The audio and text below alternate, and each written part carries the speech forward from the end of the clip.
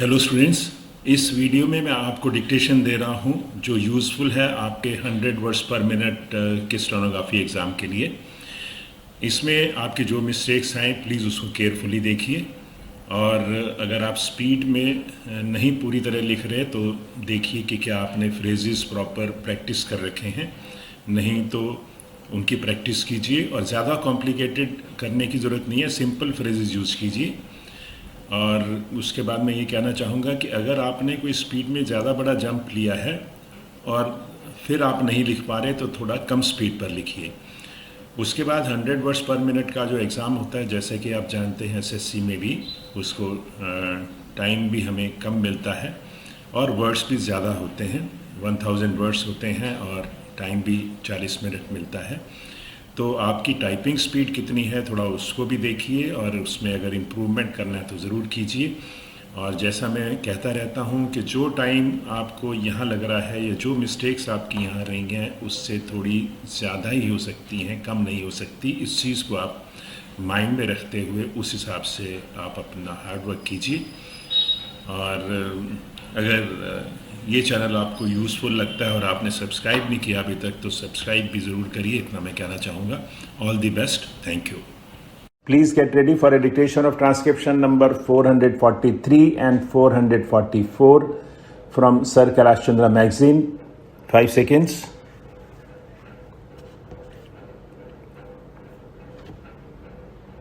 Start. May I now turn to some of the specific issues that have been raised in the course of the debate. A major priority of this country's foreign policy, as indeed the foreign policy of all the countries, is its relationship with its neighboring countries. We are very keen, and have always been very keen for having best relations with our neighbors. We have many common aspects. We are one people in many aspects because we have cultural ties and we have economic linkages. And where we do not have economic linkages, we have good reasons to have economic linkages.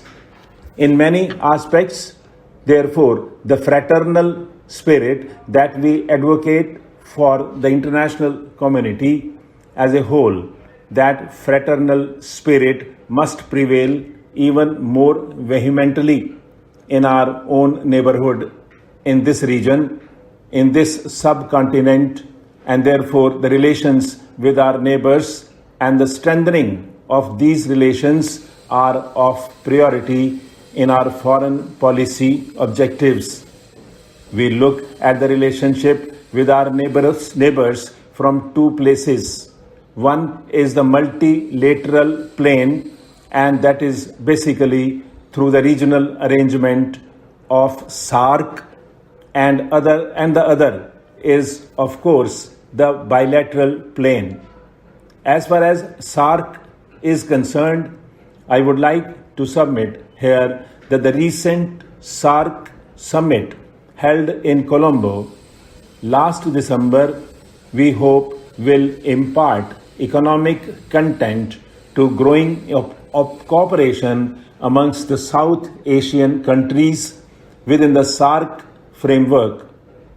Alleviation of poverty has been accorded the highest priority by the summit leaders, who agreed in Colombo to set up an independent South Asian Commission to study and report to the next SAARC summit its recommendations on poverty alleviation in South Asia. With these developments, it is expected that SAARC will be more responsive to the needs and aspirations of the people of South Asia.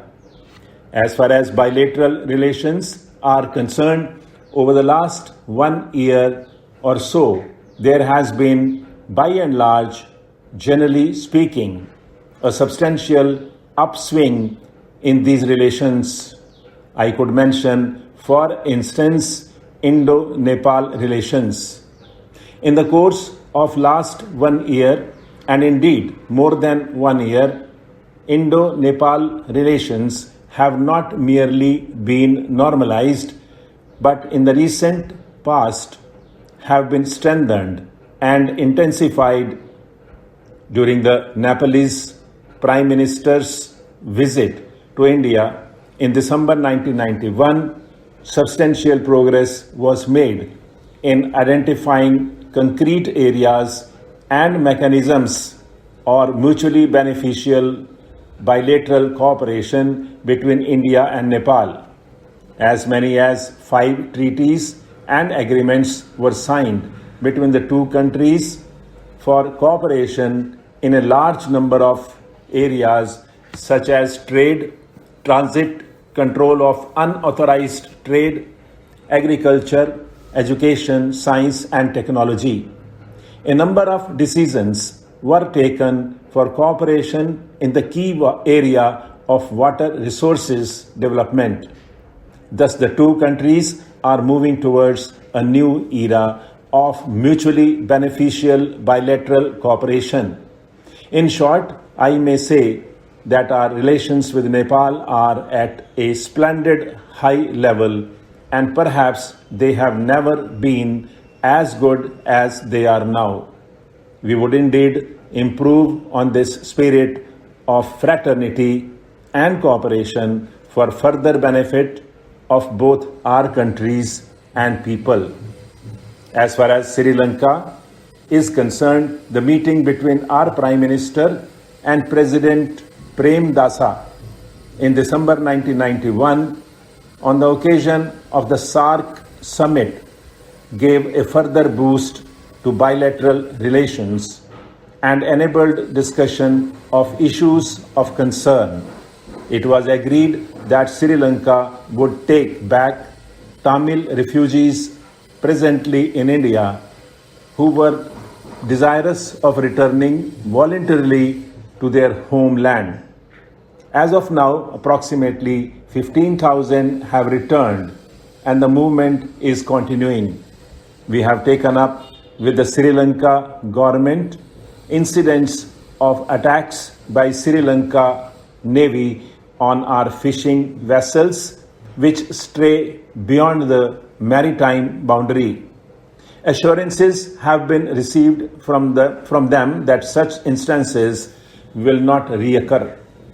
At the same time, it is necessary that our fishermen be advised to continue their fishing activities to the Indian side of the maritime boundary. And we are at the direction of the Prime Minister in the process of seeing as to what we can do within the existing legal framework to improve upon the possibility of fishermen to fish in some of these areas which are now discussing. Now I come to Pakistan. Unfortunately, in spite of our good wishes and in spite of our keen desire, I am not in a position to report to the House that our relations with Pakistan are in a very good condition. The crux of the problem remains Pakistan's continued support to terrorism and subversion directed against the Indian states of Jammu and Kashmir and Punjab.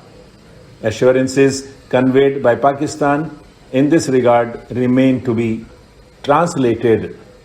Pakistan has also been attempting to internationalize the Kashmir issue and has misrepresented and distorted the situation in the valley through false propaganda. On our part, we are willing to discuss and seek a peaceful resolution of all issues with Pakistan. But it is evident that meaningful discussions on bilateral issues can only be held once Pakistan stops its interference and support to terrorism. At the very outset, I would like to mention that the idea of introducing a compulsory savings scheme is not a new one and has been under consideration for the past several years. In fact, as early as in 1958-59, the National Development Council had expressed a view in its favor. We are also trying to secure the cooperation of trade unions and employers for its introduction. As a result, however, of the situation created by the emergency and the paramount need for finding additional resources to meet the growing cost of development and defense, the government came to the conclusion that it was no longer possible to rely on the proceeds of taxation and voluntary savings alone, and that introduction of some element of compulsory savings was unavoidable. The bill before the House is a comprehensive measure and seeks to cover all the major sections of the community who can be expected to have some margin for savings, however small that might be. Stop.